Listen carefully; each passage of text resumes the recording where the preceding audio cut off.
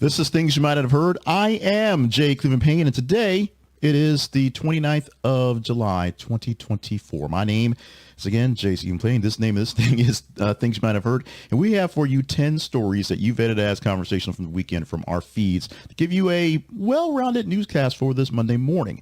We'll explain how those work in just a moment. We'll give you a bit of a tease. We're out talking a lot of Paris Olympics. We do have some J.D. Vance and happy birthday wishes to Wil Wheaton and more coming up. Now, follow us on our website. This is conversationproject.com to find out more details about how we do this stuff and where we are. And you can engage with us in those places, plus by email at the Conversation Project's email account, the Conversation Inbox at gmail.com. 10 stories, as we said, on the way. No particular order as they're being presented, but we'll give you some context on how they worked out in our presentation going forward. This one, the number one story, the first story we have for you, not the top story of the day, but this is a story that a lot of my friends online got really heated about in both ways. So this is one where I'm going to, unfortunately, sit on the fence on, but let's get to the story so we can get into the actual controversy. Headline number one reads, Paris Olympics organizers apologize for the Last Supper tableau. Paris Olympics organizers have issued an apology for a tableau inspired by Leonardo da Vinci's The Last Supper, presented during the opening ceremony. The tableau sparked outrage among religious conservatives and Christian groups who viewed the performance as disrespectful and a perversion of the sacred scene from the Bible. The organizing committee said they wanted to clarify their intentions were never to show disrespect to any religious groups and express regret for any offended person watching it. Now, if you're looking at the video version of this, you see a clip from this, very poorly clipped from this. It was just what we pulled up, where it was essentially drag queens and other performers filling out the Last Supper.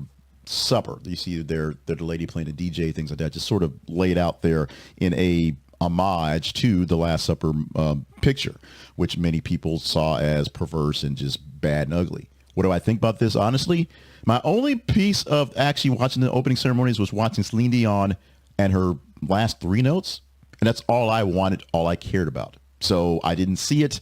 It wasn't live. I didn't get the whole thing. And then all of a sudden people complained about it. So I had to go back and look it up. I haven't even watched it other than watching some clips here and another or some pictures here. Another, the blue guy that kind of lays across the thing, which is also really weird. I don't know if I'm supposed to be offended because I honestly didn't see it. So I don't really know about how much offensive I should be. Many people, many of my friends, very offended about this. And even the fact that many people said, just whether you're Christian or not, or whether you're have that sort of leaning or not, the whole thing just didn't make any sense. It was weird. It was odd. There's a whole lot of things. In fact, overall, except for Celine Dion ending the whole thing, people pretty much panned the whole ceremony. So there's that. We're sticking with Olympics coverage, but this is one that I'm going to say I am doing this because I want clicks and I'm kind of petty. I am both. So let's get to story number two. The headline for the story reads, Simone Biles' husband, Bears safety Jonathan Owens, will be in Paris. The actual story is Jonathan Owens, the husband of Simone Biles and a safety for the Chicago Bears, has been actively supporting his wife during a 2024 Paris Olympics run and now at the Olympics. Owens described Biles' performance as flawless after watching her compete in Paris. The couple, married in April 2023, have been very supportive of each other in their careers. Owens had to negotiate his NFL contract to ensure he could be present to support Biles during the Olympics. He should be in training camp right now, but he's there.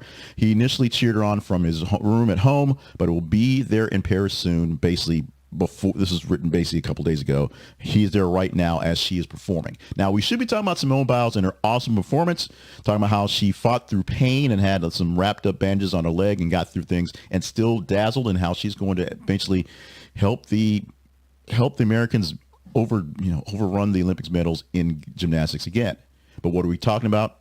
Mr. Simone Biles, Jonathan Owens, who is a pretty good athlete, but, main reason, just like Taylor Swift all of a sudden made Travis Kelce famous when he kind of was, Simone Biles is actually making Jonathan Owens famous. If you want to send hate my way, go ahead. But yes, we are talking about Mr. Simone Biles today, and not actually Simone Biles and her awesome performance.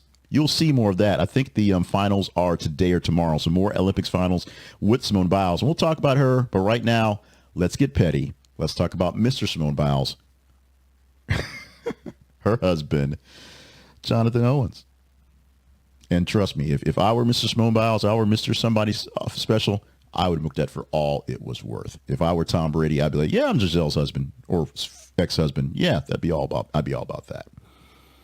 Story number 3, big money, big money, big money. Box office, big money for Deadpool and Wolverine as Marvel gets $96 million on its opening day. The opening day, the 6th highest of all time. Deadpool and Wolverine has a phenomenal box office weekend with $96 million on this first day. One of the highest opening days for a movie in 2024. A global debut of $438 million, marking the biggest opening since Avatar, The Way of Water. With domestic opening about $205 million that broke the records for the highest R-rated opening weekend previously held by Deadpool. So people were geeked up to see this one, and it did not disappoint. I did not see it, so I cannot say whether I was disappointed or not. But I did, of course, because I'm that guy, read a bunch of spoilers, got the details of the stories, and went from there. Now, that's ridiculous. My blood sugar monitor just ruined my replay of this one, so much for this being a perfect cut. Trust me, I'm not dying. I just need to go ahead and take a shot when I'm done with this. I'm nowhere near, so there you go. That was ridiculous. Anyway, speaking of needles, Deadpool and Wolverine did their best to basically overtake and not so much kill the Marvel Universe, not exactly save the multiverse, but basically save Marvel and its high going forward. Now, this is a way to sort of bridge the gap and do some collapsing of some universes. If you follow the Loki series or the whole multiverse thing going on, it's there. Plus, I find another ways, we'll get to that in a moment, about how to reinvigorate the X-Men into the universe and maybe bring back Hugh Jackman, who said he was done with the Wolverine, but maybe not quite as done as we thought he was. Now, here's the biggest story of Marvel movies over the weekend. It's not a movie out yet, not a movie even started yet, but guess what? Headline for story number 4. Robert Downey Jr. to return to Avengers film as a villain in one of Marvel's Comic-Con twists. One of many things they threw out at Comic-Con was the talk about the new name for Avengers 5. The Kang Dynasty has now been renamed Doom War, as the rumors and innuendo of bringing Dr. Doom has come in, and Dr. Doom will now save us all and destroy the multiverse from the Kang Dynasty and the issues that was, that guy who we can't talk about because of all the things that happened, who played Kang. Now, the movie will be focused not around the dimensional war that Kang may bring, but whatever villainy that Dr. Doom, one of our favorite villains, will come out to play. And coming out to play him, unironically, Robert Downey Jr. is back as a man with another iron face. This one literally surgically, attached to the face. And we'll see how Dr. Doom, or whichever Doom they're going to play out here, will come with Iron Man or Robert Downey Jr.'s play. Now, Robert Downey Jr. will essentially save the Marvel Universe, what Deadpool almost did. And he also birthed it as, Iron Man didn't know where it was going to go from there, and it turned into what it is. So people are geeked and stoked about this. Also happening was some footage of the Thunderbolts, and they explained the asterisk, as in, we'll talk about that later, and a big panel with a lot of stars going forward. Also talk about The Boys. A lot of people talk about The Boys wrapping up and their final season coming up as well. So Comic-Con 2024 was a big deal, and Marvel took a big chunk of the time for all that. Let's get into the menace that is Taylor Swift, causing all sorts of issues, including maybe environmental, maybe crowding, maybe just, her Pied Piper-like draw of young women to just see her may turn into something. Here's a thing where people are finding ways to see her and pay nothing, which may anger her, may anger Travis Kelce because he might want that money. Fans swarm Hill in Munich, claiming a high perch for watching Taylor Swift concert for free.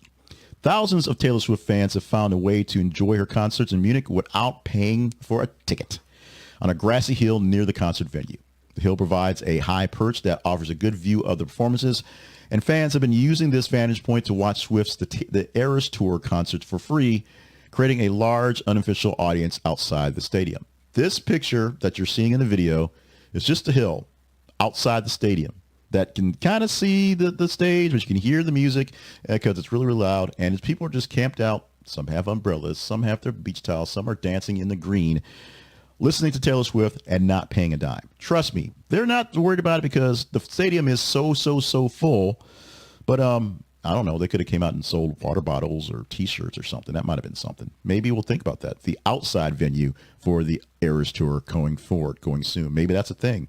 Not so much cracking down on tickets not sold or people hitting outside of the bleachers, but people outside and selling them extra merch. Merch is awesome. Buy our merch. We have merch. Prince Harry declares, I won't bring my wife Meghan back to the UK as it's still dangerous for her. Bad impressions because it's been a while, but hey, we got to do this there often. That's number 6 story for this morning, the headline for that story. And the story we have, the editorial version reads, Prince Harry has revealed that he will not bring his wife Meghan Markle back to the UK due to safety concerns.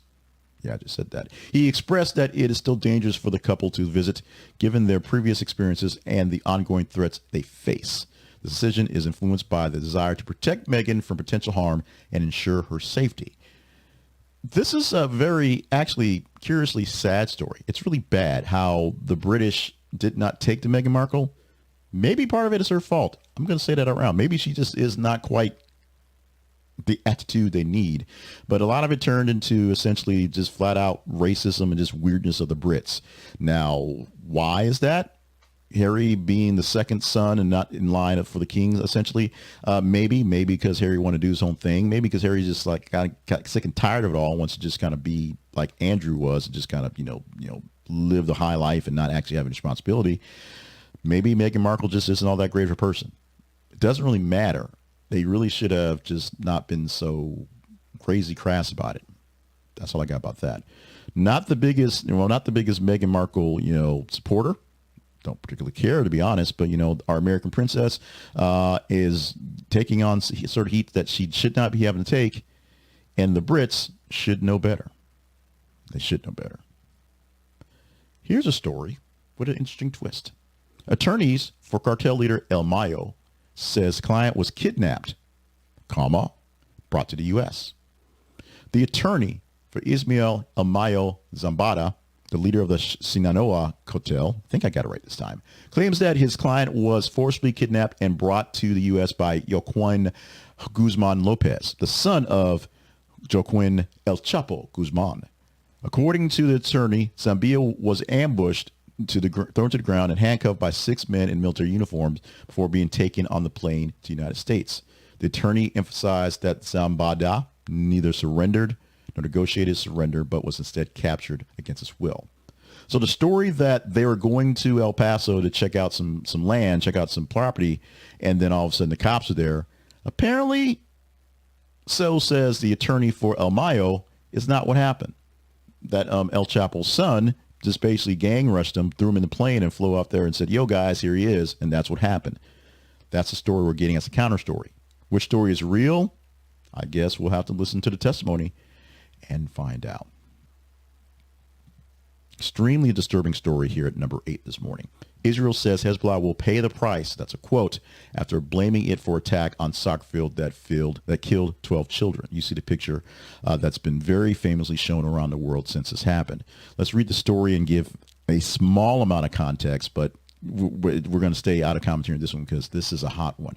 Israel has vowed to let Hezbollah know that they will pay the price after blaming the Lebanese militant group for a rocket attack that killed 12 people in the Israeli-occupied land of Golan Heights.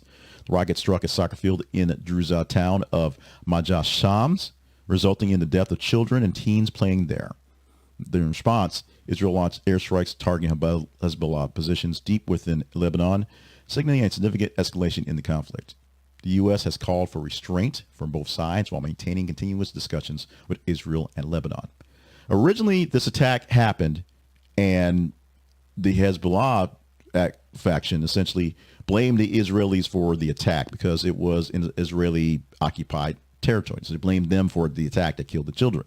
And then U.S. intelligence said, actually, it was Hezbollah. So Israel did what it does, started firing back. And now this particular action here is causing issues and ripples and effects into the fact that a ceasefire between Israel and Hamas may be falling apart because more action. The whole point of being in the ceasefire with Hamas in Israel is to keep things from other people rippling. But if other people's actions are rippling anyway, it's all bets are off. Everyone needs peace and calm here. Everyone needs to calm down. And number one, we should stop firing rockets at each other. Easier said than done, but maybe if other people didn't fire rockets at other people, especially where children are playing, we'd have less of this stuff going on. Maybe. Number 9 story for this morning. Alzheimer's blood test catches 90% of early dementia cases, study finds. From the Robot Editor, recent advancements in Alzheimer's research have led to the development of a new blood test that measures the phosphorylated tau protein 217, or p-tau 217, we'll say that going forward.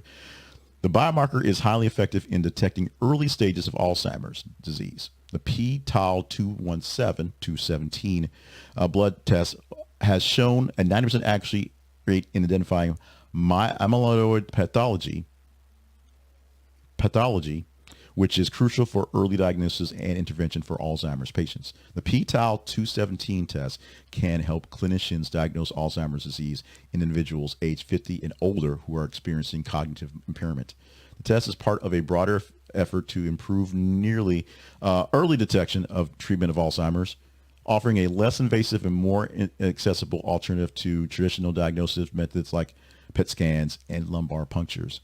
Something less painful, something a lot more effective, or something fairly effective. Now, this is not an Alzheimer's detection test per se, but is a way to test for the markers that may show early effects of Alzheimer's. So it's not exactly you will get Alzheimer's, but it shows you have the markers that may make you potentially vulnerable to this disease.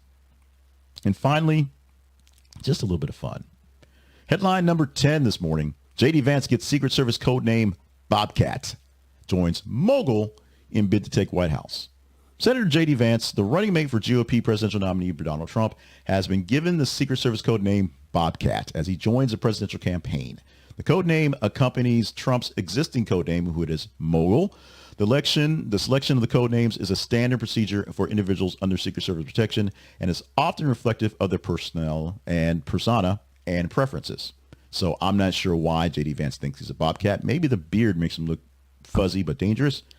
But J.D. Vance, forever known as Bobcat. Let's move on to our teaser story of the morning. This is the part where we give you a story we may talk about tomorrow if you deem it worthy, and we'll explain how the worthiness of stories and how we got the 10 stories that we just gave you actually suffice. And how is we have sites, we have links on X platform and on the Facebook platform. And what we do is we post news stories every 50 minutes or so for you to engage in. And the higher engagement score you give it to, the more emojis you give it, the more you click on the shares, things like that. Better chance we have to talk about these stories. We are doing some house cleaning, how things are working. So the pre number stats aren't quite working because let's just say the platforms aren't cooperating as they used to with the APIs. But we can see what stories are tops and bottoms and kind of pick them from there, even if we can't get the full numbers to give you the proof anymore. So 10 stories from the top 30 to 40 stories that we had over the weekend, because we got about 95 stories over the weekend, and we pulled 10 of the top 35 stories to present to you. Tomorrow and the rest of the week, it will be 8 stories. Top 15 or so stories of the day. We'll get 30 in a day. That's how it works. Will we chat up this story here? I think we will, because this is getting bad. Headline for today's teaser story, which is going to be posted fairly soon after this video goes live. Local SWAT snipers saw Trump rally gunmen nearly 2 hours before assassination attempt, text messages show. In fact, these text messages show as the local police officers were basically talking about what's up with this guy, even showing pictures of them in the chat text in the text messages. So he was seen. Someone should have seen him when he got on that roof, but he was seen, he was known. They were trying to figure out what was going on, and the threat was there as a known possibility. We are glad that nothing actually happened from it, but this brings up lots and lots of questions on who had better policing duties, who actually was in charge, how things happened, the coordination and the communication being terrible. We can talk about this one if you deem this one worthy by going to our website or going to the websites for Facebook, facebook.com/th_conversation. I do it all the time. Facebook.com/this is a conversation project. and Twitter or x.com/th_conversation. And like, love, hate, share, engage in the stories that you think are the most conversational. We're going to take a quick break here from the news stuff and take care of some business, starting off with the business part. Keeping the conversation alive, conversation project alive as well. We'll talk about promoting ourselves in full in a moment. But first, you can check out and save us from ourselves and from bad news by going to thisisconversationproject.com/the chess store. Why?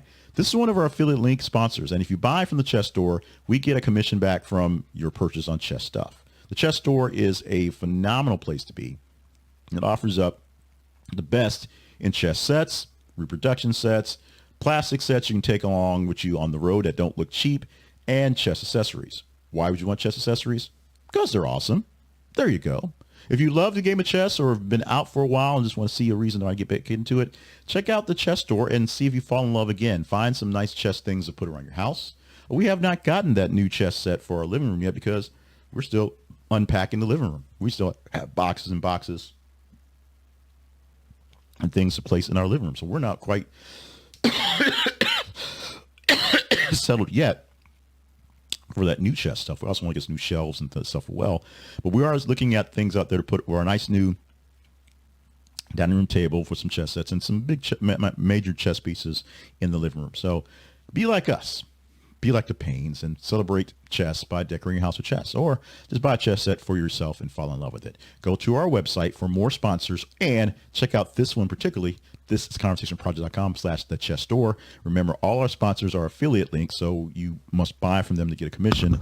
It costs you nothing extra in the process, but it helps us keep things along the lines here. Now let's talk about us in particular with the Conversation Project. The Conversation Project lives online at thisconversationproject.com. Check out the Conversation Project for all the details about what we do, how we do it, why we do it, and where we do it, and a little bit of when as well. Conversation Project is all over the place. We have our fingers and claws on Facebook, on X, on YouTube, on TikTok, on Instagram, in the blogosphere, in the podcastosphere, and just in email, because if you join our email list, you'll get the Conversation Projects, things you might have heard, newsletter directly to your inbox right after basically this thing goes live. So you can get the links directly to you without having to see my face or hear my voice. That's simple. On the page, links to more sponsors. On the page, links to the partnerships, links so you can join us and help us do more things. On the page, replays of all the stuff. Check it out at the Conversation Project's website. This is conversationproject.com. The most important thing you can do is follow us on our feeds on Facebook and X. And, of course, email us at theconversationinbox@gmail.com so we can know what to do better or not as worse going forward. We have taken care of the news while we're here. We've taken care of the business, sales and promotion. Now let's have some fun. This is things you might ought to know for Monday, July 29th, 2024. This is the second show. It makes it longer, but it gives us a chance to basically extend the timelines and do more ads, because that's what life's all about. Today, we have great things coming forward, including birthdays, some history lessons, and, of course, a celebration. Always a celebration. But first, that guy right there, if you're watching the video, that guy right there, celebrating a big one. We have Wil Wheaton turning 52 years old on the day. The star who became the love of our lives as Wesley Crusher in the Star Trek Next Generation series, and of course as a troll for a while, and just the internet's cool guy. Of course, originally seen in Stand By Me and things like that. So he's an actor of some semblance of good beforehand. Then Star Trek sort of ruined his life, and now we have that to go show for it. Also, birthday wishes to Ken Burns, the documentarian, that's a long word I have trouble with, who is 71 years old today, and actor Steven Dorff, who is 51 years old today. Happy birthday to those great dudes. Our history lesson for today, 3 things that happened on July 29th, going back first to 1981. There's a theme here. Britain's Prince Charles married Lady Diana Spencer at St. Paul's Cathedral in London. In 2000, Brad Pitt married Jennifer Aniston in Malibu, California. In 2006, Pamela Anderson and Kid Rock were married in Saint-Tropez, France. Of course, Charles and Diana did not last. Brad Pitt and Jennifer Aniston did not last. And Pamela Anderson and Kid Rock did not last as well. Pamela Anderson went 4 months. Anderson went 4 months. Aniston went 4.5 years. And Charles and Diana went a good while. And then the split and then all the craziness that is royal family stuff, which partly explains why Harry doesn't want to take Meghan back to the UK. Let's move on to something that's actually useful. Learning something today. Today's word of the day is valediction. Valediction. The word means an act of bidding farewell or taking leave. Bidding, saying goodbye, essentially. During the graduation ceremony, the class valedictorian delivered a moving valediction that brought tears to many in the audience. That's touching. Valediction, saying goodbye, bidding farewell, leaving. Valediction, your word for the day.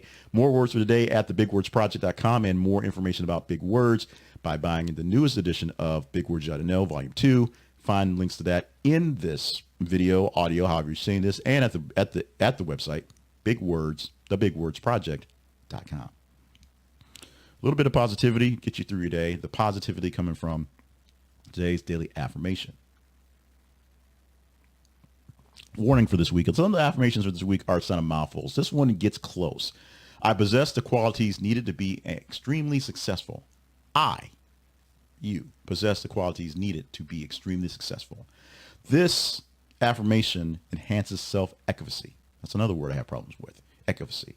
Affirming that you possess the necessary qualities for success can significantly boost your self-efficacy, because it's there for me to butcher it, making you more confident in your ability to achieve your goals and tackle challenges head on. Obviously, me saying I have issues saying self-efficacy is not saying I have possessed the qualities needed to be successful, because I obviously have said that. But that's why it's an affirmation you have to repeat to yourself. Sometimes you don't quite believe it yourself. So if you repeat it yourself, it helps with your positivity, helps with your confidence, helps with your self-efficacy. There you go. 100 Daily Affirmations for Positivity and Confidence was written by me, and you can find it at Amazon. Go to 100 Affirmations pane or click the link in this presentation, however is used getting it. Finally, a celebration we can all get along with. Last week, we talked about how boneless wings can have bones in them. Today, that nonsense is not about it. We're talking about Chicken Wing Day. So we're talking about the actual bones in the wings, the things that make the chickens, although they can't really fly, the other birds fly. It's a celebration for the day. Whether you like them hot or spicy, sticky or sweet, or just plain Jane, and whether you prefer them served up with blue cheese, plum sauce, celery sticks, chicken wings have been there for you, the most versatile protein on the planet. Americans have been testing this fact, gobbling up wings about a boatload with more than 27 billion eating in 2013 and 1.23 billion wings consumed during Super Bowl weekend alone. I think the write-up for this is old, but there you go. That's over 100 million pounds of wings in that year. To give some idea of what it looks like, think about the wing, and then take the picture of a wing and put one down and lay one down end to end, not flat, but end to end, the long way. And they would circle the perimeter of the earth twice. That's what chicken wings are all about. Other tasty things to celebrate today. If you're not down with wings, lasagna. I had both wings and lasagna this past weekend. And not so tasty, International Tiger Day. The alternate celebrations for you on this Monday, July 29th, 2024. We're done. We've got through with things you might not have heard. Those are the news headlines and things you might ought to know, the fun stuff for this day. And I am glad you stuck around for this. Let us know how you're enjoying the format. We're not doing it straight live anymore, so a lot of the bells and whistles, the chyrons, the things going across aren't available, but we're still making it work. We're going to do our best to do whatever. And if you want to become a partner and help, pay more ways for things to go in there, we can buy better equipment and do more things. Just stick a thought there. In the meantime, if you don't want to become a partner, you think, you're not worth that $5, you can always just email us at the conversation inbox, gmail.com. Let us know what we can do. And you can, of course, follow us in the feeds and engage in the stories, because that's how we get the stories to go forward. If you are a partner, if you're a partner,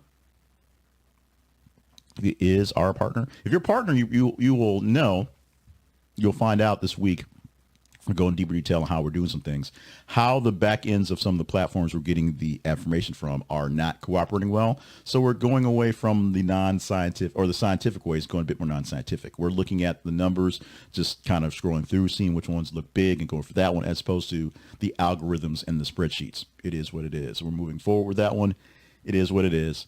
Most of you guys don't particularly care. It just makes it easier and fair for me to weigh the options and not just pick stories arbitrarily. We're still weighing options. We're just not doing them pure scientifically. That's all you're getting if you're not a partner. If you're a partner, you'll get more details on how it's going, why exactly we're doing it, and how it's going to happen, and what it will actually reflect in the news coverage. Not very much, but you'll get that in deep detail as we tell the partners what's going on. Go to our partners page at our website and see if that's what you want to do. Even the $1 partners get that detail as well. Remember that life is great, even when your life doesn't seem like it's going so great at the moment. And know that if anything, if you don't get a bit of sentiment today at all, know that I, Jake Levin Payne, I love you. I had some coffee there, some of that. I love you. I respect you. I want you here. I need you here. The world needs you here. So be here. And especially be here tomorrow as we do another edition of Things You Might Not Have Heard, rolling out to you live-ish and giving you the news stories tomorrow, 8 news headlines from the day of today, Monday, that you deemed pretty good to talk about. We'll see you come tomorrow.